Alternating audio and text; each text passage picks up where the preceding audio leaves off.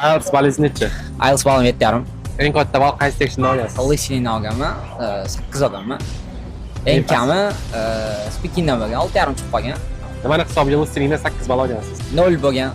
Tushunmaganman. Qayta 3 kunlab, 4 kunlab, 5 kunlab, 1 haftalab yig'lagan paytlarim bo'lgan. Menga IELTS emas ekan. Menga emas ekan IELTS olish deb o'ylaganman. Beraman desa berar ekan, xudo harakat qilish kerak. O'sha Cambridge listeningni to'xtatmasdim. O'sha eng qiyin vaziyat o'sha tushunmasdan nimadir bo'lyapti menda o'xshamaydi degan payt eng qiyin vaziyat bo'ladi. O'shanda mundoq chiqayotgan bo'ladi. Sabr qilib dakansiz borish kerak bo'ldi. Oshib ketadi. IELTS o'qiyotganlarga nima maslahat berasiz? To'xtatmanglar, sizlar to'g'ri yo'ldasizlar. IELTS bosinglar. Hech qachon harakatdan to'xtatmanglar. IELTS juda ham kerak narsa. Hammaga IELTS olishni tavsiya qilaman. Til bilgan kam bo'lmaydi.